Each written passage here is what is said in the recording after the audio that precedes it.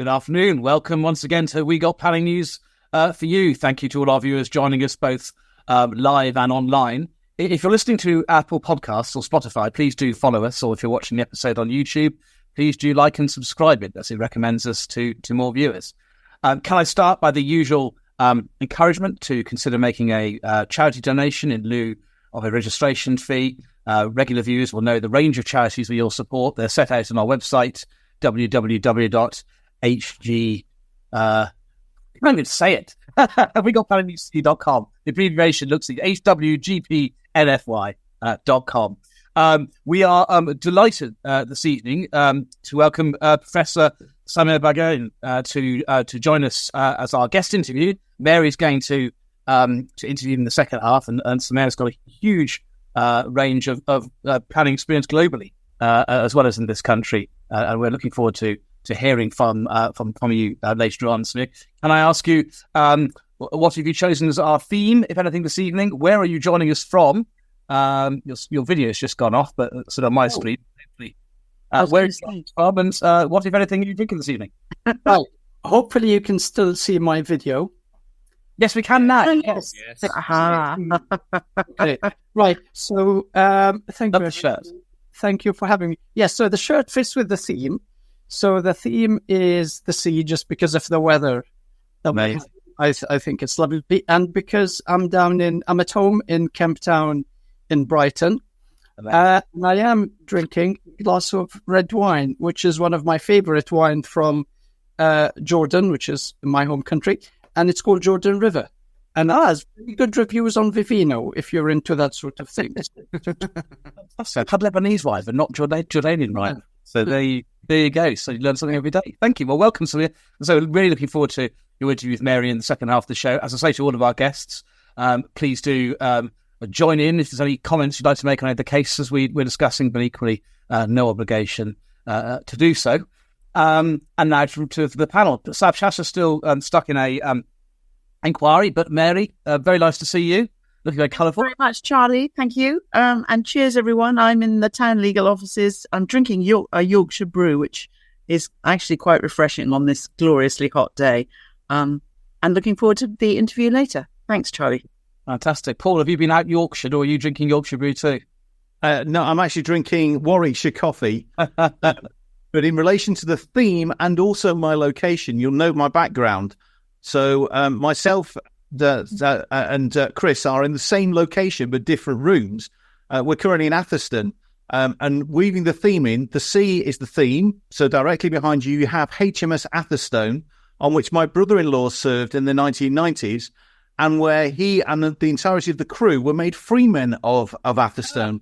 So over Chris's right shoulder, where I've been facing him for the last couple of weeks, my brother-in-law is noted as a freeman of the town of Atherstone. So cheers, Gibbo. It's nice to be in somewhere that celebrates you. And what a joy! I would ask you both who's winning the current war of the battleships between the two of you. It's literally Buller's dishwater, I'm afraid, Charlie. Sorry. If my case next week settles and it's still going, I was planning to turn up in disguise and be a both cross. I mean, you don't worry. How you doing, your mate? I'm good. I'm in the boardroom, and me and Paul are having fun. I don't think anybody else is. Yes,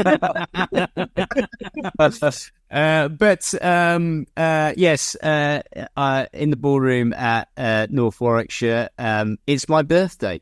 Oh, happy birthday! Hey, cheers! And I was thinking, oh my God, I've forgotten the theme. And hang on, because Eyewitness brought all the stuff together in this bag, which, if you can see, is on the beach. Perfect. So my witness, Dot, has saved me. And guess what? It's Dot's birthday as well. And then, if that isn't a coincidence enough, one of Paul's team from WSP, it's his birthday as well. So you'd think if we were all the same age, something very exciting happened 9 months ago, but we're different ages. I won't ask because many happy returns of the day.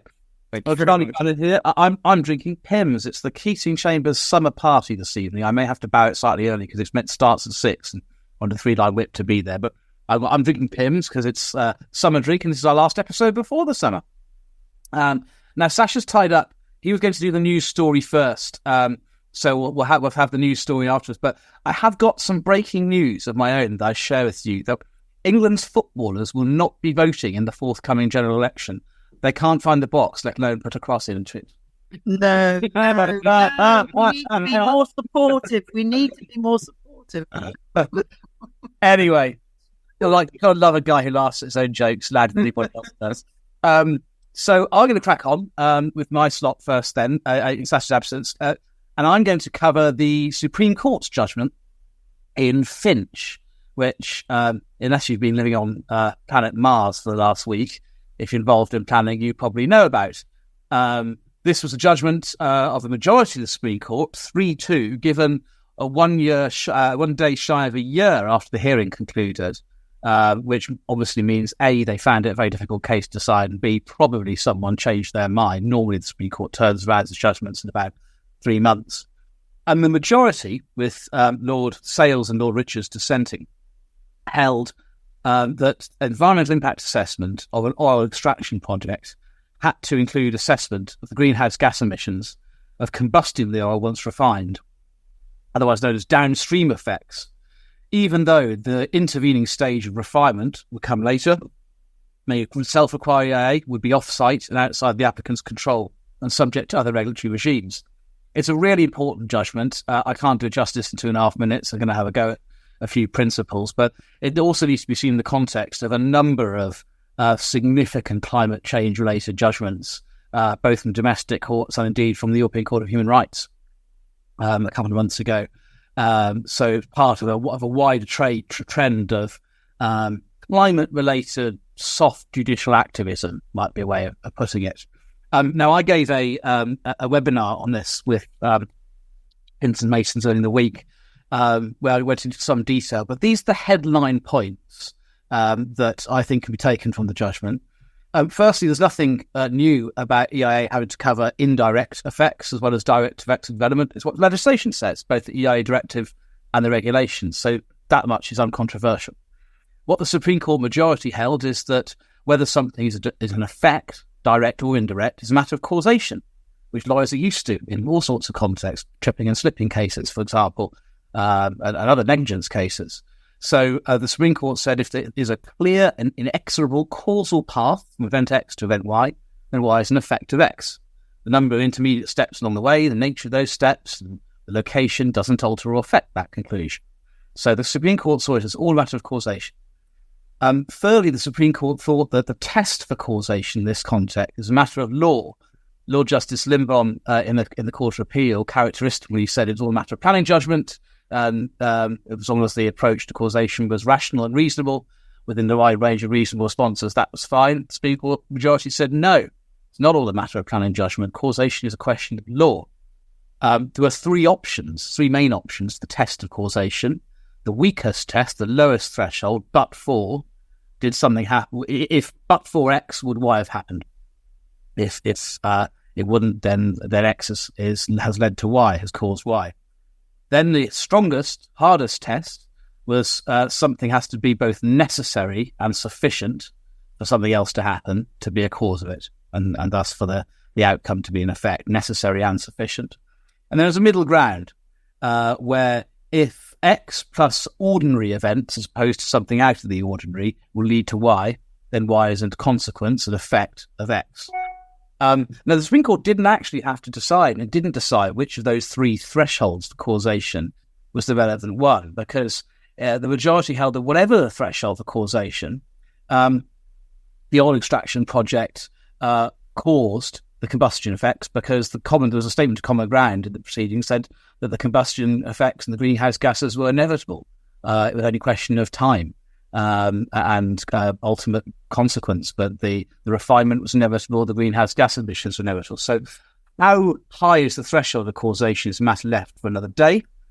The Supreme Court went on to say there has to be evidence of causation. Conjecture or speculation isn't enough. There might be some circumstances where if there's an evidential gap, the onus is on the local authorities to seek further information to plug that gap. It's also necessary to quantify or assess the effects in an evidence-based manner. If all you can do is guess what the effects will be, that would be good enough. Although the test for causation is a question of law, The application of that test is a matter of planning judgment. There was a lot of discussion in the judgment about what direct and indirect effects were, where the line was drawn. Ultimately, that doesn't matter because it's something that affect has got to be assessed, whether direct or indirect. So don't get too caught up on whether something's direct or indirect. The judgment isn't confined to oil extraction. The Supreme Court made that clear. It's confined. It applies to all situations where an outcome is caused by a development. And the examples were given of a aggregate quarry development for aggregates to be used in a road. The greenhouse gas emissions from the cars on that road would be a downstream effect that had to be assessed from the quarry project. And also the chicken farm and manure spread on third-party land resulting from the byproduct of the chicken farm would be something that had to be assessed. Then the majority rejected the argument that with floodgates, a steel factory or an iron factory would not have to, when it came to EIA, be the subject of EIA of the products of the metal in question, because there were many variables. Iron and steel can be moulded and shaped into all sorts of different things. So there were the test of causation wasn't satisfied, however high or low it was. That was a matter for assessment at the stage when the fate of the metal product was determined. And ditto, the court said a factory for components in the use of vehicles or aircraft wouldn't have to assess the greenhouse gas emissions of the vehicles or aircraft in question, because how many aircraft, how many vehicles those components would be made into, what their mileage would be, etc., was all too much the subject of conjecture. However, there's clearly a line to be drawn somewhere. What about a factory to assemble cars, actual cars, not their components? It seemed to me that there, in light of the Supreme Court's judgment, clearly the carbon emissions from the use of those cars would be a downstream effect caused by the car factory that would have to be assessed, multi-storey car parks, and so on and so forth. And lastly, the quality of the environmental statement is still a matter of planning judgment. So the key issue in Finch was what are the ingredients of environmental statement, not how much detail the statement need to go into. So it may be the safest workaround for planning authorities and developers post-Finch is just to include an assessment of greenhouse gas emissions, but if they're very downstream, keep it quite high level. And then it's all a matter of planning judgment. So that's my very quick round trip of Finch, and just checking if we've got Sasha yet. We don't. So Paul, over to you to tell us about a wind farm, a place called Pennant, Walters, which is a wonderful sounding place. Absolutely, Charlie. One of our viewers has just asked whether or not you've got a Tiffany's box on your coffee table directly. It's a David Hockney book, actually. Presentation. I can see it's got 220 on it, so it's a 220-piece jigsaw puzzle. I wish you luck with that, Charlie, because the last one you were really proud of, because it said 3 to 4 years, and it only took you 1 year to complete it. Pennant, you want to crack rubbish jokes, I'll do the same. So Pennant Windfarm, this is the grant of a permission for a DCO by the Welsh Assembly Government for Pennant Walters Limited, who are a Welsh company, and that becomes important for surprising reasons. It's a decision which is signed off by Julie James, who regular viewers will recall was a really charming guest that we had about 18 months or so ago. She is now the Cabinet Secretary for Housing, Local Government and Planning for the Welsh Assembly Government, and she endorsed the recommendation of Sian Warden and Paul Selby, who were the examining inspectors from PEDU in relation to that.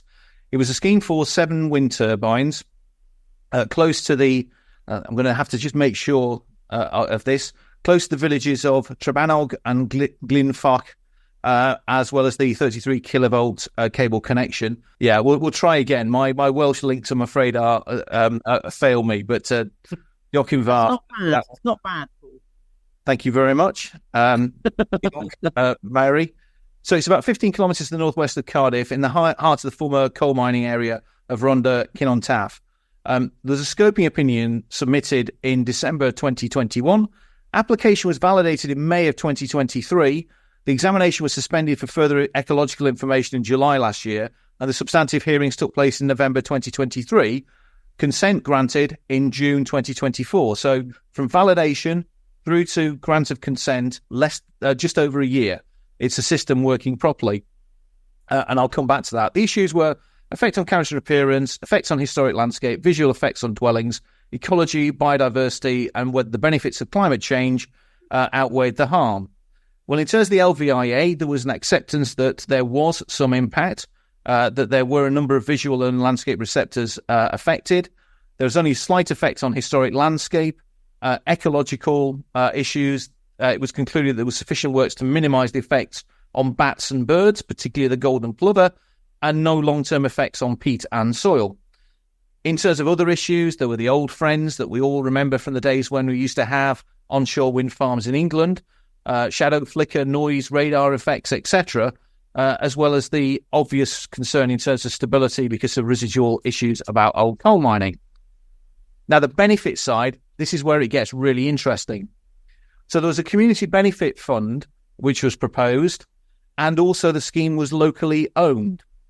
The community benefit scheme, the community benefit fund was said not to be a factor which weighed into the balance by the minister, and the fact that it wasn't locally owned was also not one of the factors in favour, but it was important to be noted.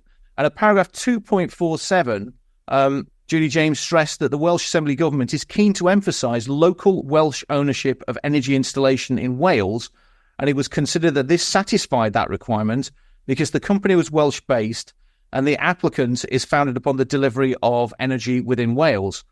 It's a surprising thing to read in a decision, and certainly it will be a surprising thing to read in either a planning decision or a DCO decision across the border.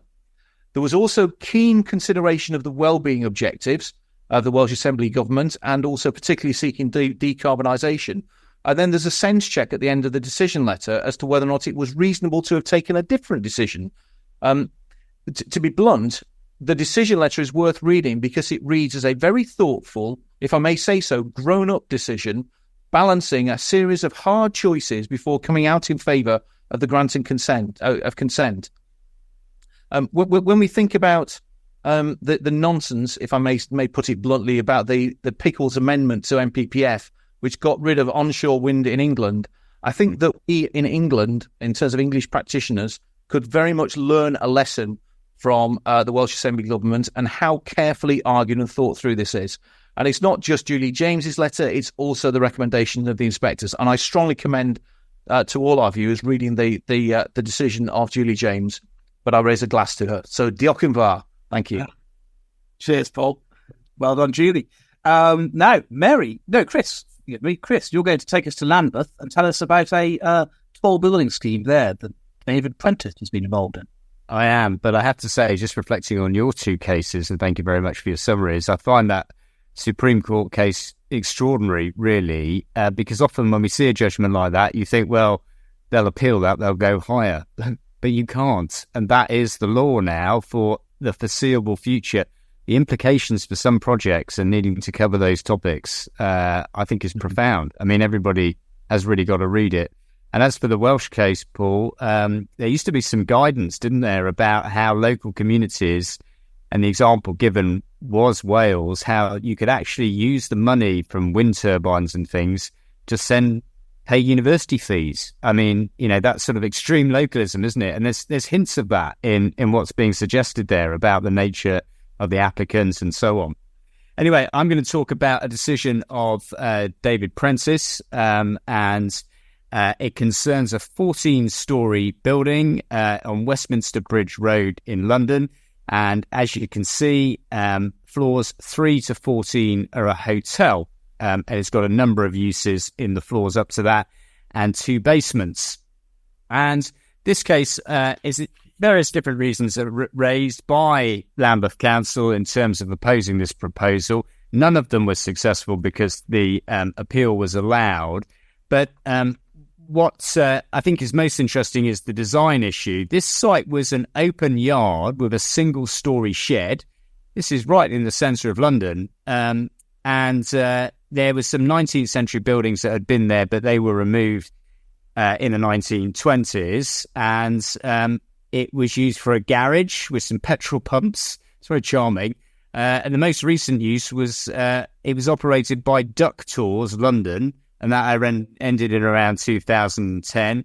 And the frontage had been boarded up and was used for advertising boards. So really not a very auspicious site in any way. And what was proposed was a significant improvement. What I particularly liked was the inspector's description of the architecture. He gets into the fact that the top of the building would have inverted arches angled back from the main facade. Glazed spandrel panels would create the appearance of a double height glazing, and the brickwork would taper upwards. This would create a distinctive crown to the building. Isn't that lovely? A distinctive crown.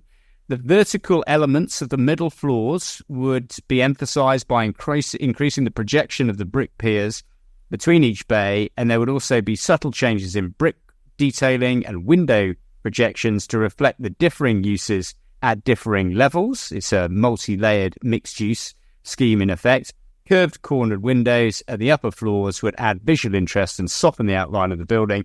The main facing material would be buff brick, and it wouldn't therefore compete with a nearby listed building, Lincoln Tower.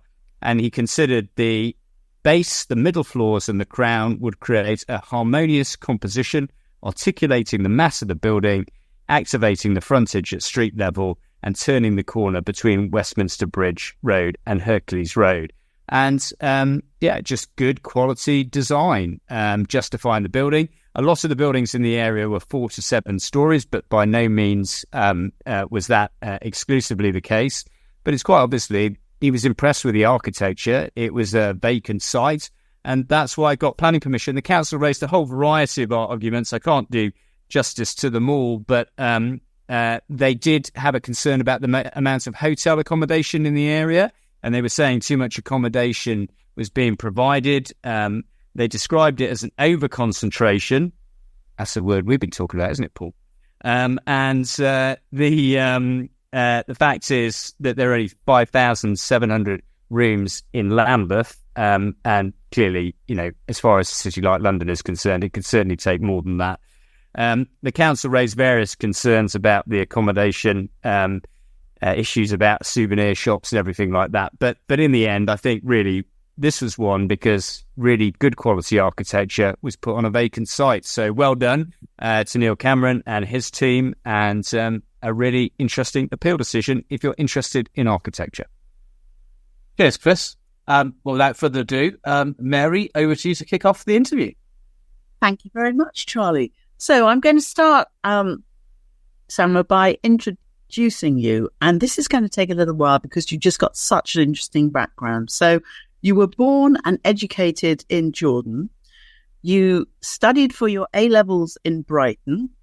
Inspired by your late father, an architect, you took an integrated BSc master's degree at UCL before returning to live in the old city of Jerusalem for a couple of years, and then coming back to UCL to do a PhD in planning studies.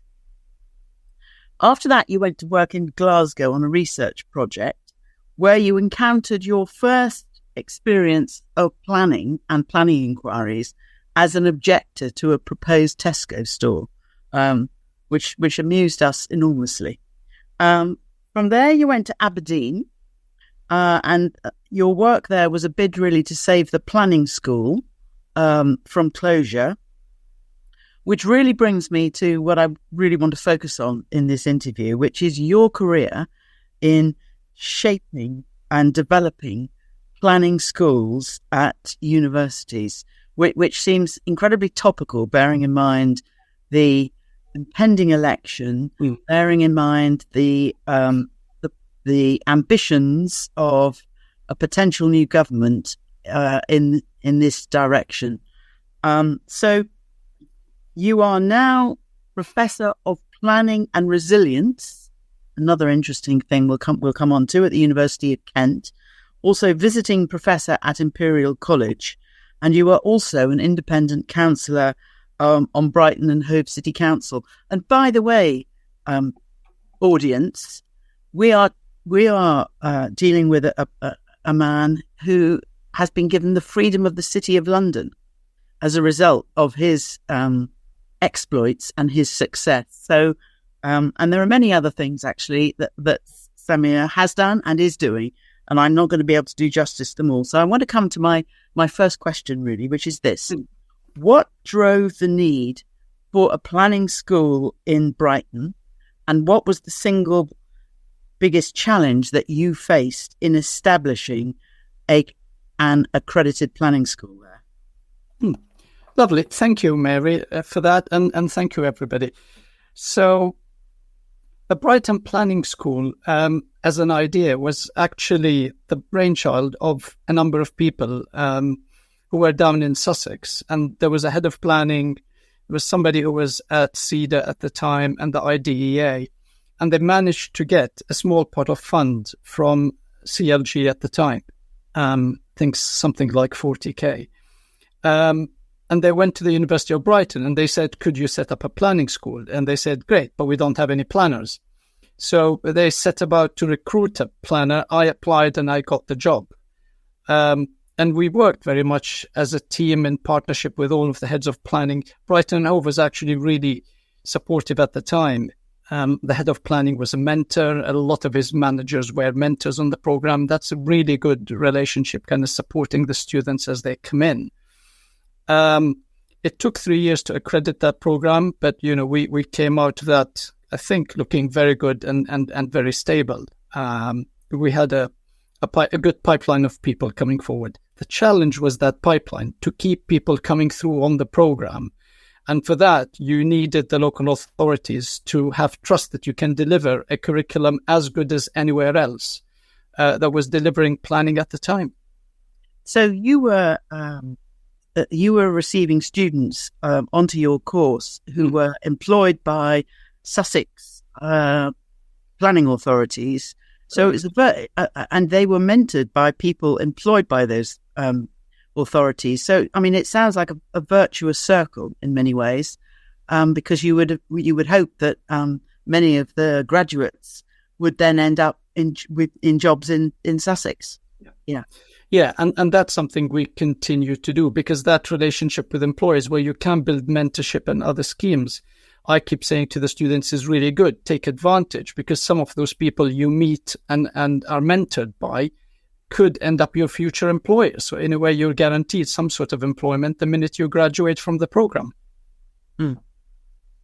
Okay, excellent. And after you had succeeded in your endeavours in Brighton and been there for a little while, you were then invited to do this all over again in Kent. So let's just switch to the Kent journey for a moment and understand how long that took you. And let's just explain to the audience how the Kent experience there differed from the Brighton in terms of the length of time it took you to set it up. Yeah, so the setup is actually the same. It's actually getting accreditation, which is a lot longer. And that's critical because, if you're a student, i.e. a planning officer in a local authority, you'd want to join an accredited program, because then when you graduate, you're on the pathway to chartership, which is critical. That's why you go and take a master's in planning. In Brighton, we got the accreditation in 3 years, in spite of actually having some internal issues at the time, because, where you're running small cohorts, universities don't necessarily warm up to you very quickly because, you're not generating income at the same time as teaching people. And actually that's critical. And in Kent, that was a problem at the beginning, because when you're setting up a new program, as I always explain to my Kent colleagues, there's an element of risk. There's an element of risk for the university. There's an element of risk for us who deliver the program.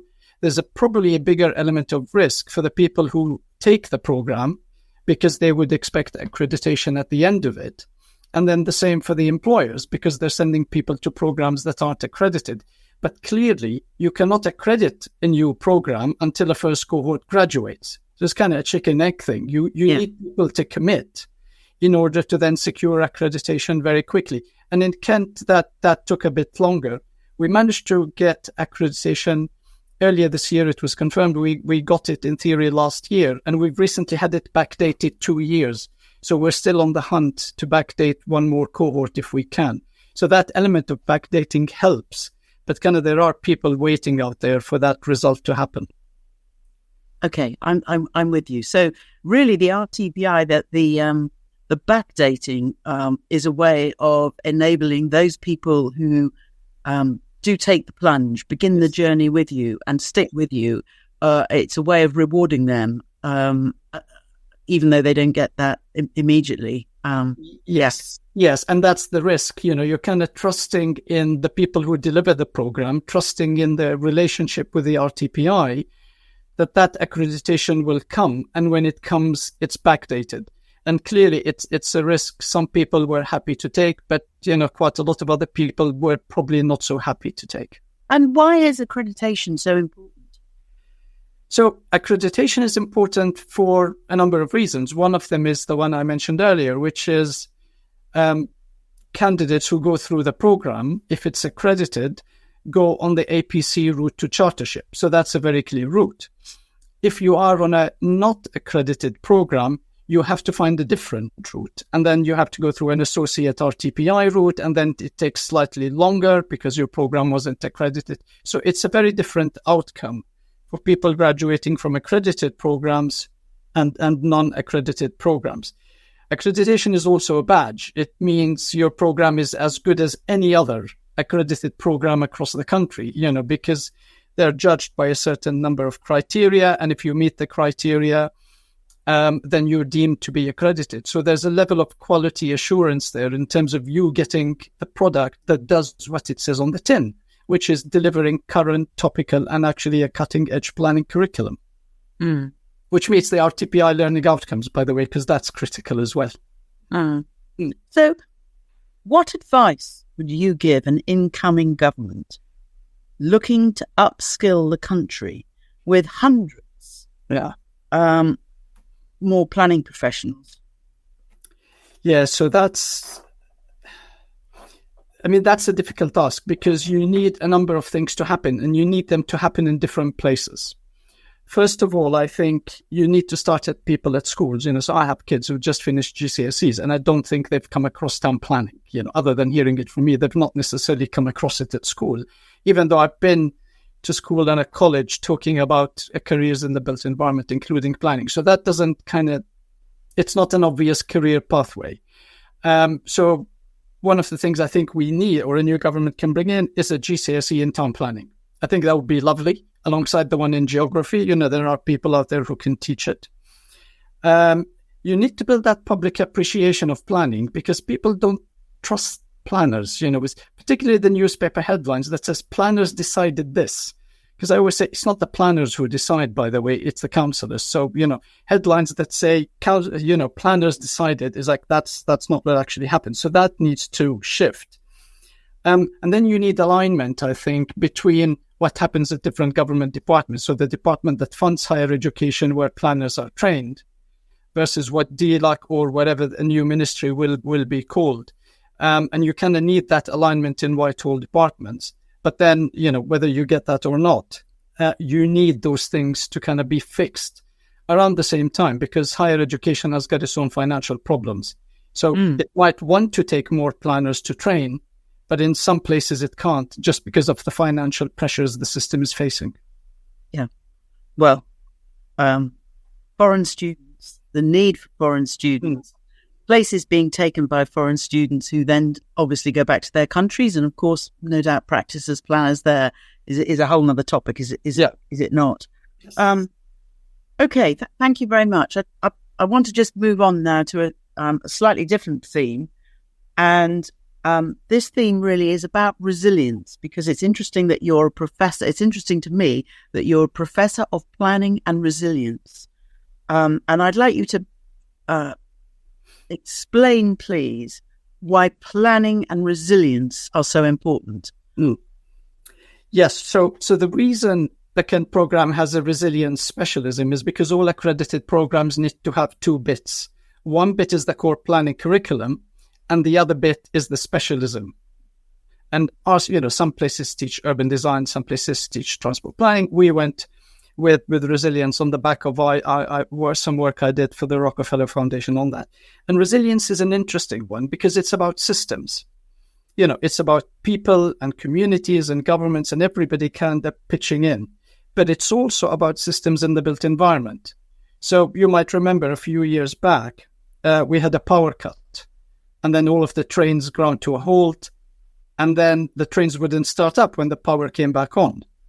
And engineers needed to go out to start the trains in situ. So that interdependence between systems is very important to resilience. And obviously it's very important to planning, particularly those planning departments that are, doing an infrastructure development study, because it cuts across multiple infrastructure themes that sit within planning. So those interdependencies and systems are absolutely critical to resilience. And I believe they are very critical to planning, which is why the two really sit side by side very strongly. So on the climate side, for example, I believe that planning is one of the key things that is important and needed in the fight, to kind of fight climate change. It's one of the big solutions. But if you speak to the insurance industry, they'll tell you, no, it's insurance. If you speak to the finance industry, they'll tell you it's finance. But actually, I think it's planning and probably a good chunk of the built environment professions.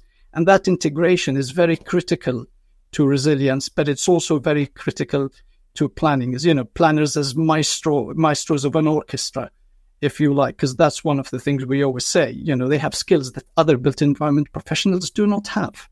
I love that. There's got to be a great ad for the profession out of that. Something that would appeal to younger people. Yeah, I can visualize it. Yeah. Sexy planning all over again. Make planning sexy again. Yeah. I mean, I certainly had no idea of planning when I was at school. Indeed, I had no real idea of planning when I was at university, and it was only when I started my pupillage that I was introduced to the world of planning, and I fell madly in love with it and was able to navigate my way into it. But let's come back to why is it? You explained to me in our earlier conversation, Brighton and Hove, or Brighton, the School of Planning there has a specialism in coastal protection. Because of its location so close to the coast. Correct. So what is it that at Kent University that has made resilience so appropriate to Kent as a specialism? Yeah, so that was a good discussion we had. So we thought resilience would be good for Kent for a number of reasons. One of them is its location, where it is kind of tucked away at the edge of England, but it's also a bridge to the continent. But it's also a bottleneck. And actually, it's that bottleneck that we thought had different layers to it. So you have, Operation Brock on the M20 and all of the other things that make the headlines, which is people queuing to get out of the country and through the port of Dover. And actually, we thought that's a resilience challenge, because that's not only a challenge of the resilience of the port itself, people kind of flowing through, going in and then going out, but also coming back in again. And part of that is customs, part of that is border controls and a number of things. But there's also is a challenge for the road network to cope. There also is a challenge for the people who live around the port in the city of Dover, because obviously they need to go around their daily lives as the situation in the port goes on. And we're aware of a number of people that live around the port who, on days where access to the port is blocked, they're unable to get out of their homes and go about their daily lives. Yeah. So that there is your interdependencies and your systems and the kind of the layered things that sit side by side that need a special skill in order to understand and kind of take all of that in, rather than look at one particular problem in isolation. So that holistic look at things like that, we think, is absolutely critical, and it's a critical skill for a resilience practitioner who, I believe should be a town planner. Yeah. Very interesting. What do you anticipate? Currently in London, there is a London Resilience Review. What do you anticipate that we'll learn from that? So that one is interesting because it's led by Emma Howard Boyd, with a strong environment agency tradition. And one of the things it's looking at is surface water flooding, on the back of the flooding that happened, across East London 2 or 3 years ago. So that continues to be a challenge. And that is a resilience challenge, because if you look at the response to flooding, It normally sits within local resilience forums, governed by the Civil Contingencies Act. A large number of players and actors, from the emergency services to officers in the council and local government, but not a single planner sits amongst them. So there is something in that cross-London, cross-borough piece of work that I hope will have room for planners within those conversations. Because particularly for the location of development piece of it, where does development go? Well, it goes in places that don't flood. So there's a road for planners there. There's a piece, I think, about partnerships, which should come through. And that's partnership not only in a borough, but across boroughs, but also with some of the other organizations, the regulators, for example, the Natural England, the Environment Agency. And that is critical because they also have their own financial difficulties. So the funding of the regulators kind of need to be looked at as you're kind of digesting or thinking about the outcomes from the resilience review.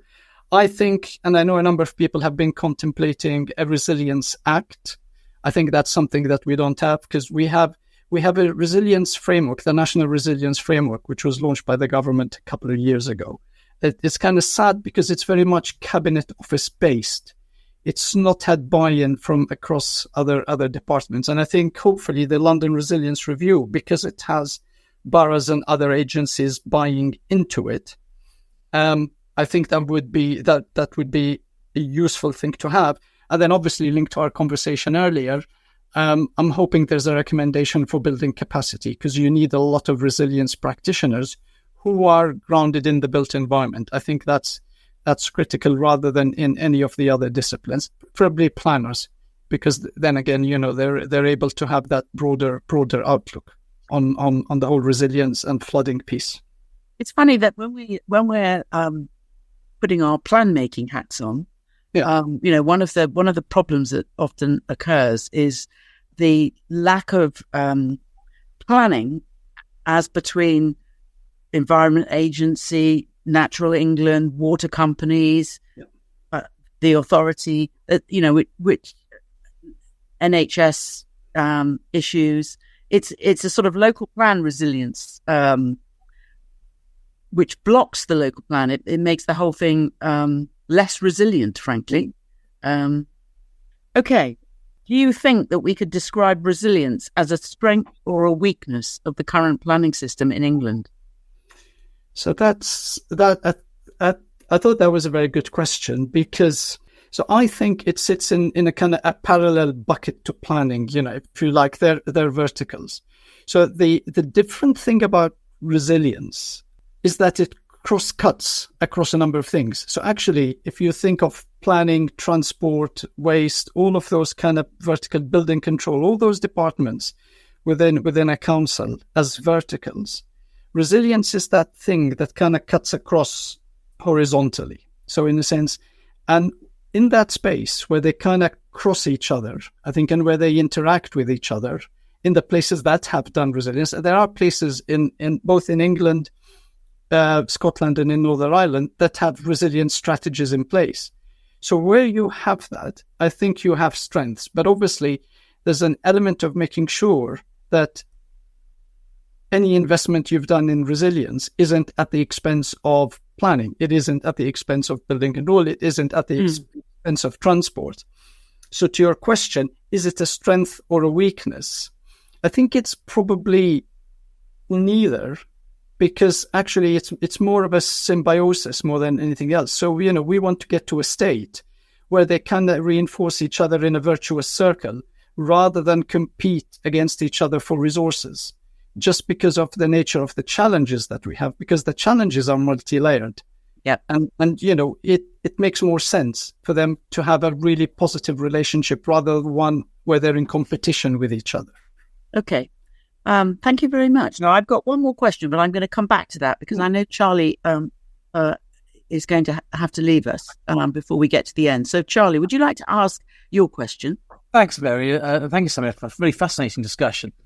My question for you is really looking at your perspective as someone who's lived in two other countries. You've been practicing planning in Scotland as well as England. You've got a very broad international perspective. So what, in your view, is the best lesson we can learn here in England and Wales from how others do planning elsewhere in the world? Yeah, so that is always a challenge, and because you need to take, and we try to do that, particularly in the way we teach planning, because we always look at European case studies. Particularly, we look at global case studies, and actually at the moment, if you want to see some really good examples of master planned communities, master planned towns and cities being built very quickly and very effectively, not taking 25 years to reach 10,000 homes, for example, then you need to look at some of the countries in the Middle East. Yeah, Saudi or UAE. Saudi, because that's where a lot of the member firms of the RTPI, for example, are based and working. And that's where a lot of UK planners are kind of moving in and out. There's closer examples to home. When I was at Brighton, we used to take the students every year for a few days to the Netherlands. We'd stay in The Hague, go to Delft, go to Rotterdam, and take a look at some of the communities that were built in the 1990s and the noughties. And they're good examples of planning. Yeah. But some of them, one of them was the burying of the railway viaduct in Delft, for example, and building the new town hall on top. That bankrupt City Hall in Delft. So it's a good example of planning, but actually it had unintended consequences, even though it had an element of local funding and regional funding, because that's how some of those projects are delivered. So some systems work better because of the way they're structured. Some systems work better because of the way they're funded. In some, you have organizations that have operational dependence, so they're able to take decisions without necessarily going back to central government. So I think there's a combination of things. What the good case studies do, the ones that we tend to look at, are the ones that have community facilities, arts, cultural facilities there, the minute the people move in. Because otherwise, you end up with people living in kind of, and you'll have come across that in case studies. Yeah, ghost towns. And, they start complaining and it kind of all becomes a downward spiral. And you don't want to be in that position. But that's a challenge, because then you have to fund culture and art and services. So that's the other challenge, that some other places, I think, because of issues of culture and history and politics, have done that better. Very interesting. I mean, it's so to say that you can pick examples of best practice from around the world, but no one's got it bang on, which makes you think, is it possible to do planning perfectly, or is it such a web of balancing acts, a juggling acts, that it's impossible to do it perfectly? I think so, because I think each place is unique. If you're working in an existing community, it's unique. It's got its unique communities, its unique networks, its unique fabrics. Each community is a mosaic. And in new communities, you really kind of need the things to work the other way around. You need those building blocks in place. And you really need to fight to put these building blocks in place so that you then build that community and the mosaic. And I think they reinforce each other. And I think that's where we probably don't do as well as others within that space. Thank you. That's really, really interesting. I'm going to have to tear you in Barrack because I'm under a more than 3-line width. That's I'm only planning in my chambers to welcome the planning guests. But thank you, Samir. I'm going to catch up with the rest of the show on YouTube. And thank you very much. Goodbye, everybody else. Thank you. Thank you, John. Play nicely, Paul and Chris. Thank you very much. So, Paul, would you like to ask your question now? Yeah, I absolutely would. Samir, just picking up on that last point about the difficulties of communities, about challenges, etc. We deal with areas of considerable importance in the UK, but you've dealt with one of the areas of worldwide importance, namely to work on regeneration projects in the old city of Jerusalem. I think you may be the only person that we'll ever have on the show that's been heavily involved in that extraordinary city and balancing the competing interests. So I'm really interested in your experience there, and you've got at least 4 hours to tell us about it, Samir.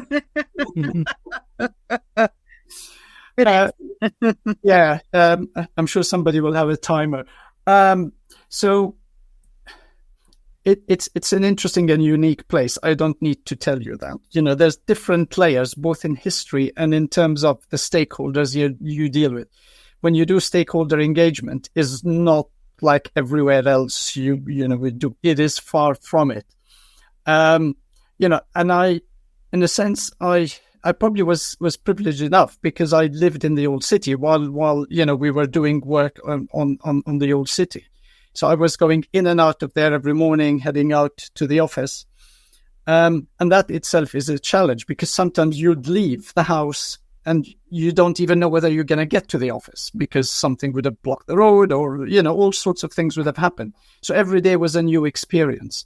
And, some people describe it like working in a pressure cooker. But the one thing it does do and did is it builds your own resilience, coming to resilience, So one of the things I didn't say earlier, when we talk about resilience, it could be about infrastructure, organizations, systems, but actually it's also social and it's personal. And sometimes you need those experiences, kind of the harder things in life, in order to build your own resilience. Because once you've been through that, nothing else kind of can compare, if you like. And my PhD was on Jerusalem on the back of that work, and it looked at the relationship between geopolitics and the built environment. And that in itself is very interesting because it has a social element, it has a data element, it has a buildings element, and you're obviously dealing with buildings that have, historical, religious importance to different people. So you're always juggling a whole lot of stuff. And I think that's where I learned how to juggle things. If you like, you keep a lot of stuff in the air. You miss it. Do I miss it? Just because of what's happening at the moment, and just because of that kind of pressure barometer is probably on the high side. Probably not, but it was different. I do think about it, and if the opportunity came again, I would probably do it again. Because again, you're doing something in a unique place that, not everybody has a chance or the opportunity to do, which is brilliant. Yeah. No, absolutely. Love it. Thank you. Thank you, Simon. Thank you very much, Paul. Chris, what's your question? My question is, what can the private sector do to help create new planning schools and support this expansion of planners, which we are inevitably now going to have? We should get wind farms to fund planning education, don't we? Just on the back of the thing we said earlier. So, if you're thinking of funding streams, and that's it. So we need more than 300 planners, definitely. We need more than, particularly if you're a local authority and you're at 80% of your capacity and you are overloaded and you have a lot of stuff going on, you probably need a lot more than that. The system, I think, from our earlier conversation, you can set up new planning schools, but there's no guarantee that people will come to you because you're not accredited, you need to get accredited. So that whole infrastructure needs to be built first. But I think for it to be built on solid ground, you probably need to solve the higher education funding issue at the same time. It's because higher education cannot deliver planners if it's dealing with other things. We once had an internal stakeholder who said to an RTPI representative, that meeting with the RTPI was costing a lot of money, rather than seeing a meeting with the RTPI as a positive, and an element of interest from the RTPI. So there's an element of funding. There's an element of partnership as well. So one of the things we toyed with in Kent, and we did that last year before we got accreditation, and we said, well, could the sector help? So if we had a bunch of heads of planning, could they kind of look at their budgets, if they have any, and I appreciate there's a lot of pressure on them, with their chief execs, and effectively, kind of fund those posts that are then able to deliver planning education. So get people funded by the public sector. And we had one or two chief execs who said, yeah, we could do that, but there's no mechanism for doing that. It'll be effectively the chair of the Kent chief planners in town planning, because a lot of public sector organizations do that as well. So maybe there's an element of partnership there in order to fund the people who will deliver the planning education, an element of speeding up the process possibly in order to build the confidence of the people coming to the program, the overall issue in the sector, But then back to the point we also discussed at the beginning, which is more people to express an interest and to want to become planners. I think that's the critical thing, because if people don't want to become planners, then you're not going to get, 1,000 people a year, for example, if that's what you wanted. So it's building up that pipeline and work on the pipeline as early as you can within the process, i.e. start at schools, which is an absolute must, I think. And I mean, sorry, Chris, to cut across, but I'm just interested that both in your experience of Brighton and Kent, you talk about partnerships with local authority. It seems to me that there needs to be more partnership with the public sector. The private sector. And so the private sector needs to play its part in helping you and others run these courses by supporting, by sending their staff to be trained, and not just relying on local planning authorities to local councils, as it were, and then pinching their staff once they're qualified. Yeah, correct. So, for example, in Kent, we've only had 2 private sector people come through the program in 6 years. That's probably not good enough. But actually, on the other hand, we've got a lot of private sector people, including some of your colleagues, Mary, who come and help us deliver material on the program. Yeah. From different consultancies, different backgrounds, different disciplines, and we cover everything from waste and minerals all the way through to finance, because we think that's absolutely important. So there are things the private sector can do and is doing, but that's not the same as, putting people through programs at university, which I think probably remains a bottleneck. I was just going to say, Mary's colleague Claire helps you, doesn't she? And she provides the legal content for the course. Yeah. I think there's plenty of scope for the rest of us to find some time and do that. Well done to Claire. Just to say, in this year's GCSE, Geography GCSE, there was a planning question about a new settlement. I know that because my daughter sat it, and so did several other people I know. And maybe have a GCSE in planning, or just put a lot more planning into the geography content, actually, and get people talking about planning.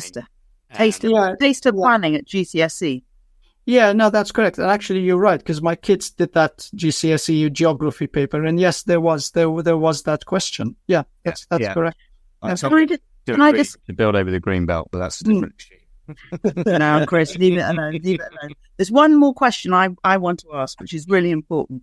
And that's this. You've been nominated by UK Reef as an EDI champion, and you've been awarded the BAME Planners Network EDI champion. Why is diversity so important, and what can we do to encourage greater diversity at all levels? Yeah, so diversity is a big challenge, not only in planning, it's across the sector. And I think particularly as you look at the more senior roles within the sector, it then tells you that there's a lot more that you need to do. The team at UK Reef, I think, have been brilliant in that they insisted, I think this year more than they did last year, for example, on diverse panels, on not only gender representation, but ethnicity representation. And I think things like that, for me, need to become the norm. People don't need to push for them. But the fact that people need to push for them tells you that there's a lot more that we can do.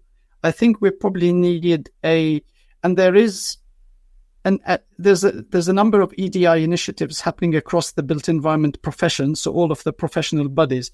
But I think we need something which is more transformative. We need something which is effectively a mission with targets for everybody to deliver against.